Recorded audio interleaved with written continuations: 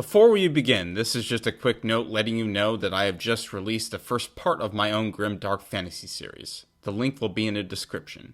Check out the story if you are interested. I just finished reading Forbidden Knowledge by Stephen R. Donaldson. This is the second entry in the Gap Cycle, which is a 5-book science fiction series that was written back in the 90s. With this book, the series is starting to inflate into something expansive and engrossing on an epic scale. I really enjoyed the first entry of this series, The Real Story, particularly the horrifying elements and the deeper questions about the nature of control and the human capacity for depravity. This entry continues those questions, carrying multiple trains of thought along related tracks. But alongside this, the story expands to bring in political intrigue and the world-building elements that weren't mentioned but hinted at in the first entry. Apparently, the epic aspect of the story only grows further from here. While that is amazing and has me excited for the rest of the story, I also found myself rather captured by the subtleties that were evident in this story. Every action seems to matter, even in basic interactions. It has the substance of a story that is very precise and carefully written, and there is nothing that I like more than stories like these. You can tell that Donaldson cares a lot about the stories he writes, and he wants them to make sense. My overall impression of this story is that it is a major step up from the previous one. This is for reasons I have already mentioned: the increasingly epic scope, the precision in the writing, the themes, and the world building. Donaldson builds on all of this in a way that was wholly enrapturing.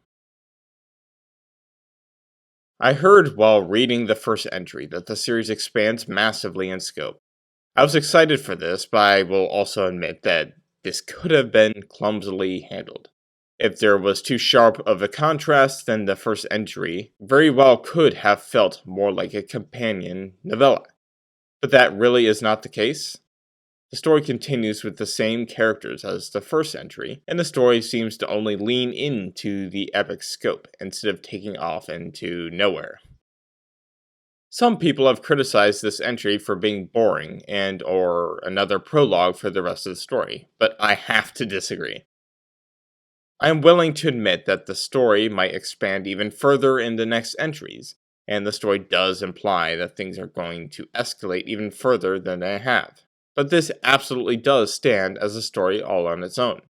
Just because the story is even more epic in the next entry does not mean that all stories that came before it did not work on their own or were even just a prologue. A prologue is a mere setup for what is to come, but without much internal story to come with it. Forbidden Knowledge is not that at all, even if it does set up the later entries. Indeed, the real story is not necessarily a prologue either by this understanding. You just have to be attuned to the narrower storytelling that is presented in the real story, and then slightly scaled up in Forbidden Knowledge. This series seems like an escalator, where the reader is being eased into the increasing complexity. This brings me to the next point, which is the precise storytelling. What makes the story more compelling on a scene-by-scene level is the amount of care put into the thought processes and the decision-making. The characters do not find themselves in a position where they could just hang out or behave nonchalantly. They have to put real care into how they even walk around in an apparently casual manner, all to ensure that a certain image is secured in the eyes of the rest of the crew. Storytelling as particular as this is so compelling to me. It shows that the author is clever and careful in how they write their stories, and it is something that I hope is shown in my own stories as I continue to refine my craft. The themes are the next major thing that I have to comment on. The real story kicked off this series by using the zone implant to look at themes surrounding the nature of control. In that story, we saw that using the implant did not necessarily imply that one truly had the control they sought for. This entry, without spoilers, twists the usage of the zone implant to explore two new additional threads that I found to be fascinating. And there's even yet another thread, not related to control, that is also potentially touched upon, that has more to do with the purity of human experience. I won't get into the specifics until the spoiler section, but you can rest assured that if this aspect of the real story was fascinating to you, it continues in this next one. The theme of control continues into the plotline of another character as well. As this implies, everything that I mentioned above is all part of one plotline in the book, the primary one. And another plotline, one that is largely taking place in the background, it touches upon the limits of control and the manner in which one can subvert this control. As before, I will leave the specifics for the spoiler section. Finally, for the theme section, we have a short discussion about consciousness and how it can manifest in people. I think this theme will continue more in the later series, as it was really only touched upon in this one. Tied to the expansion of the story is the world building. Something that Donaldson talks about directly in the afterword of the real story is that there is potential for expansion, namely by answering the question of how pirates operate. How do they profit from their activities?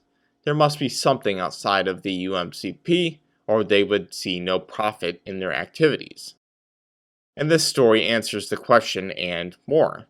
I think it is easy to get spoiled on these world-building features. I was spoiled, but I will avoid giving specifics on it.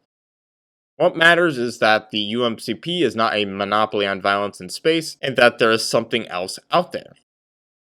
On top of this, there is a larger conflict that is tied to this world building, as well as internal conflicts that are set up. I was about to say that the larger conflict is meant to loom in the background in a way, but in this entry, it was actually more central than the internal conflicts. What matters is that there is an existential conflict that has potential to destroy everything, and then there's a conflict over how to respond to this threat and or how to take advantage of it. In other words, the central premise of the story is political intrigue and the complexities of dealing with something that ought to bring people together. As before, character is one of the central aspects of the story. There are multiple characters at the center, and Donaldson did a great job balancing them. There is this annoying trend in movies and books where a crew is introduced and they all have to be thrown in at the reader at once, and the readers inevitably get overwhelmed by the information. Unless the characters are quirky enough, though those have a tendency toward being shallow. Either way, Donaldson does not do this, instead easing the reader into the situation. You see many of the characters one at a time, and even when they are all in the same place at the same time, some are left unnamed, telling you that they are not relevant and can be treated as background filler. Morn takes the seat in this entry, and I thought that Donaldson did a great job getting into her head and continuing from where the story was left off. I was reading through some of the reviews on Goodreads, and some of the reviewers had sharp criticisms, as ever. But I got the impression that some of them were accusing Donaldson of doing the exact opposite of what he's actually doing.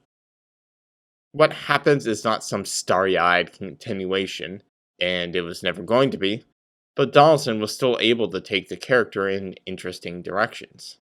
There might have been some issues of execution in particular places, but it didn't really take me out of the story. They weren't that absurd.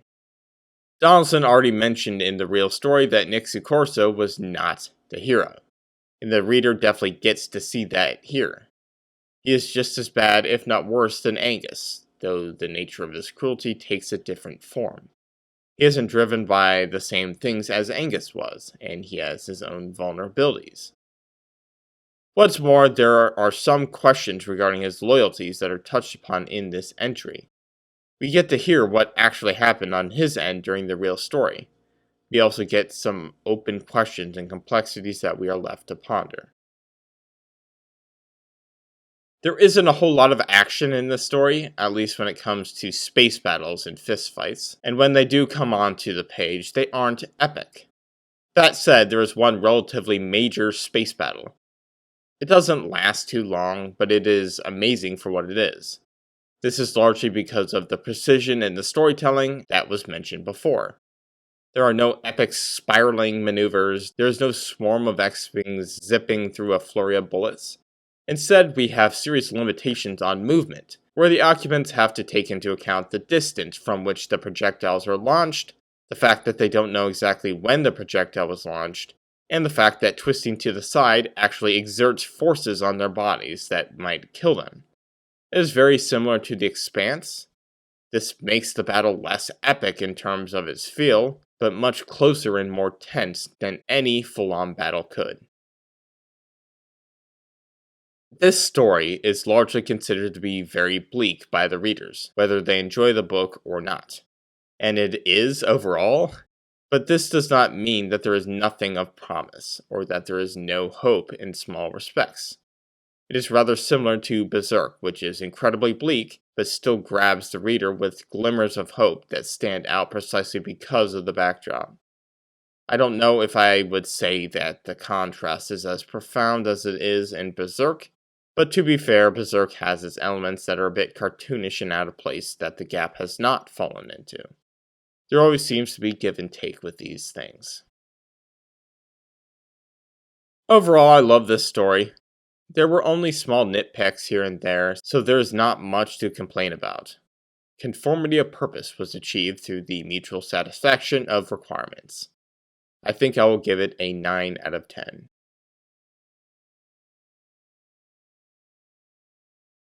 I absolutely loved the way in which the world was expanded in this entry. The story was built upon two major ways that I hinted at above. First, the threat of the Amnion. Second, the internal conflicts within the existing power structure that controls space. The Amnion are an alien race that came into humanity's reach, and they present an existential threat. There is no outright malice, but rather a hyper-rational approach combined with a nature that wants to co-opt humanity as a kind of host.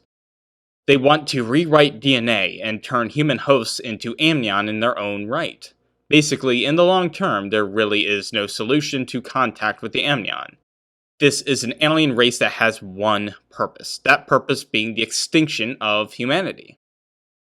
And this is no matter what the Amnion suggest in the moment. Conformity of purpose will be achieved through the mutual satisfaction of requirements. Perhaps the story will pivot hard in the future, catching the reader off guard as to the purpose of the Amnion. That would be amazing in its own right, as long as it doesn't go off the rails like The Expanse did with their own alien contact in the story. And spoilers for book/season 6 for this one paragraph. In that series, there's an Amnion-like disease that shows up first, followed by a strange sentient asteroid that wants to co-opt all of humanity, followed by a humanoid beast that come from the alien technology, followed by the emergence of a ring gate, which then allows humanity to explore new worlds, even though it's about to kill all/most of humanity beforehand. Yeah. I also really liked how the introduction of the Amnion was executed.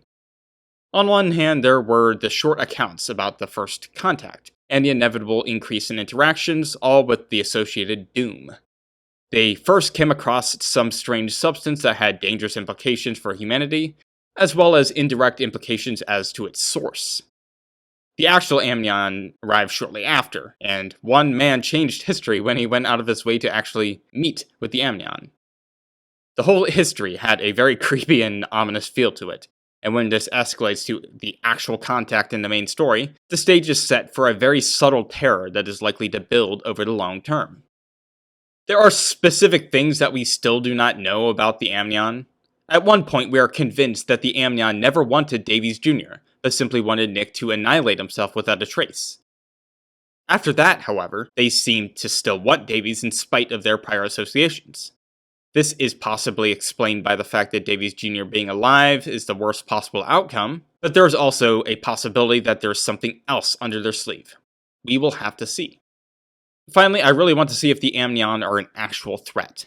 So far, they are quite ominous, but a complete subversion of this notion, if well seated and executed, has the potential to be a great and insane plot twist that will shatter the fabric of the story as it stands.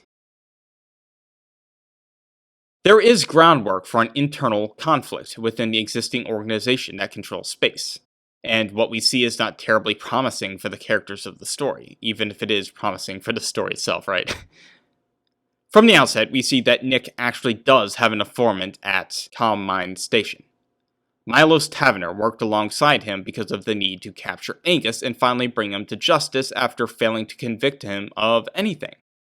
But things take a turn into the more sinister once you learn that Tavener, in turn, was paid off by the heads of the UMCP in a plot to get a piece of legislation passed. The law would extend the power of the UMCP to the whole of space with no exceptions made for stations like Commine. By showing that people like Angus are a threat, they were able to extend their power even further. Worse, these schemers also decided to use Angus as a tool by giving him zone implants of their own, and by changing him into a cyborg against his will. He will now be an imposed soldier of the UMC leadership. Basically, this is his worst nightmare, and is a kind of payback for everything he did to Morn in the last entry. But Morn is not sitting pretty at this point. She was simply a pawn in the schemes of the UMCP, of people like Hashi. He laments not having Morn killed after being taken from Angus, one less person talking in the aftermath of the schemes outlined before. Now she is taken from them by Nick, and they need to take her into account. The main consideration is the public image of the UMCP, as its members are being taken from them, which makes them seem weak. And good old Angus is the one being sent to take her in hand. Wonderful, right? But the sense I have is that Angus is the one getting the shit stick. We'll see about his interaction with his son, too. But there's another element of the story regarding these internal divisions. We know that the UMCP leadership has these shady schemes to extend their reach in space. And we also know that the UMC also suppressed the spread of an immunity to the amnion for some unknown reason. Is it unknown? I don't know if I'm missing some information. There is some complexity, though, as the head of the UMCP now seems to be working against its supervisors in order to get back at them for suppressing the immunity. The book ends with Warden Dios, the head of the UMCP, taking control of Angus directly.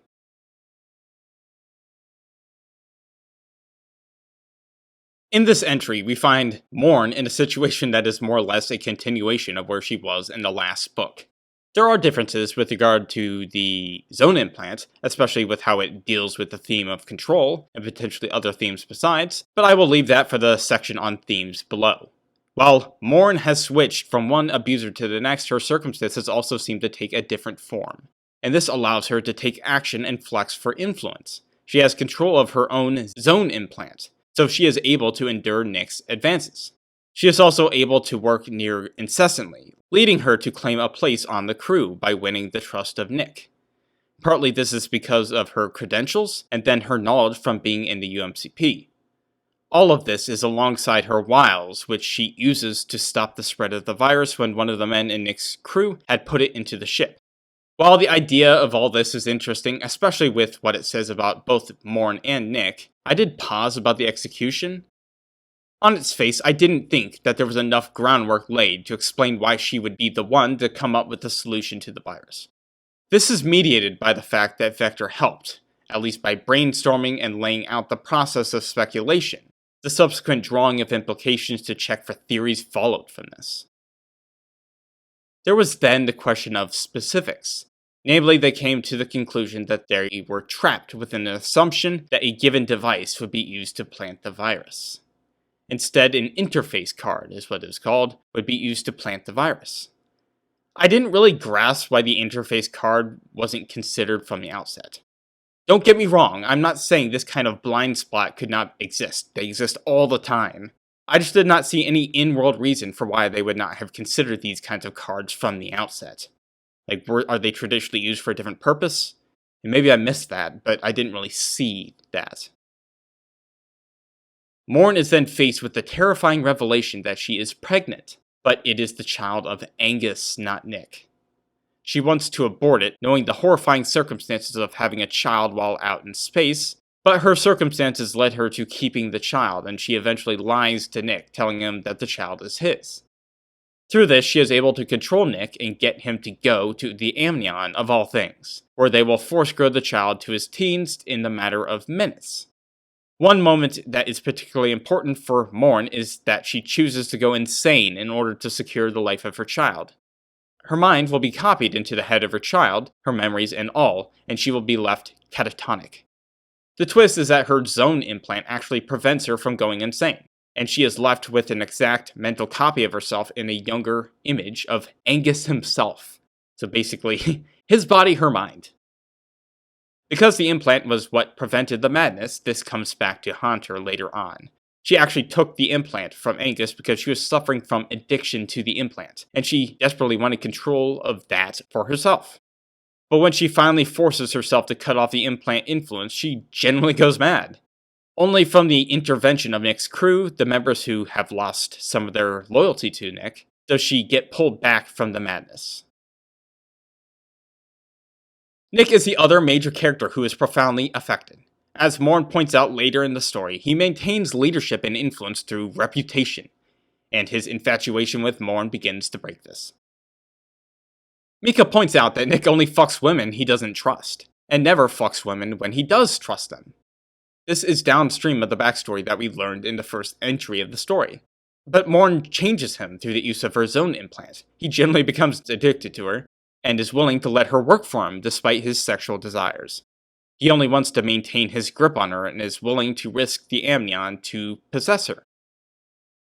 After the reveal to Nick that she has been using the implant on him the whole time, he is essentially humiliated, and he and Morn try to spin it. But as she continues to undermine him, the secret starts to fray. All of this breaks him and leads to him selling Morn's son to the amnion, or at least trying, and this precipitates the fall of Nick and the betrayal of multiple subordinates under his command.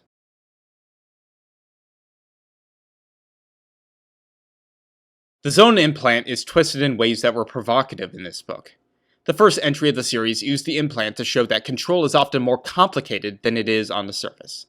This entry puts the implant in the hand of the victim this time, where Morn is using the implant to endure the imposition that Nick is putting on her.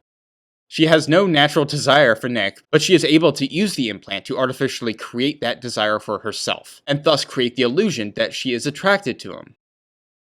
The question being asked is whether she is the one in control, and the answer is as complicated as it was in the last one, perhaps even more complicated. On one hand, she is able to use the zone implant at her own discretion, something that she has not been granted while she was with Angus. And she is able to take advantage of Nick by doing this, and he is humiliated as a result. On the other hand, she is not in control in any way. She is not interested in Nick, and this is just a means of enduring him. She is being raped repeatedly. One question that came to me is the question of hedonism, or perhaps utilitarianism. They are related, at least insofar as they ground morality on pleasure and pain. Pleasure is good, pain is bad. But under the condition of the zone implant, something like grape would be classified as good, as you can manipulate what makes you feel good and what makes you feel bad. This leads to another possibility that moves away from a more hedonic view of things. Does the zone implant recognize a more fundamental question? Namely, to what should we be responding to with pleasure, and what should we be feeling pain in response to?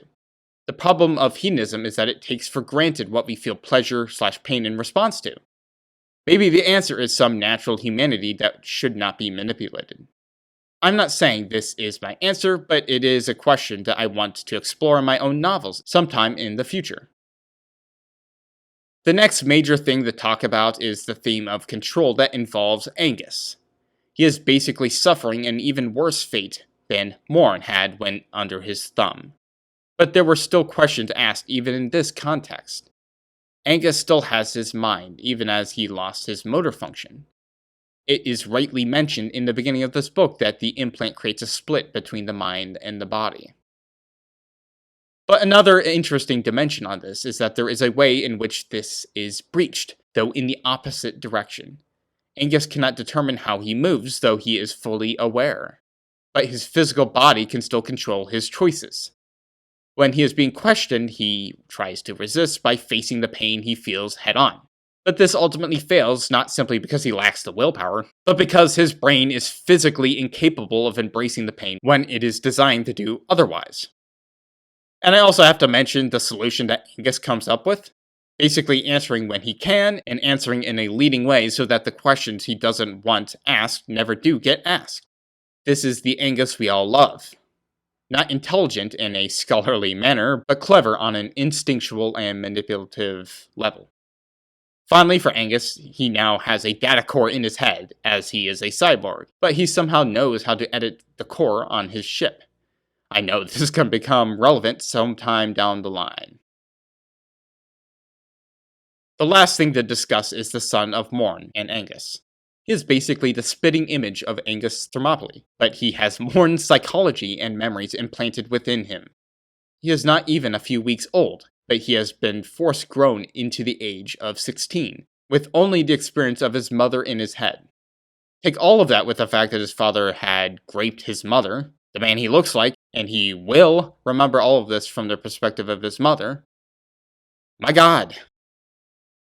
Not only does this open up so many questions about the nature of the self, about who we are intrinsically, and who we are in relation to our experiences, but Little Davies Jr. is also a psychological time bomb, it seems.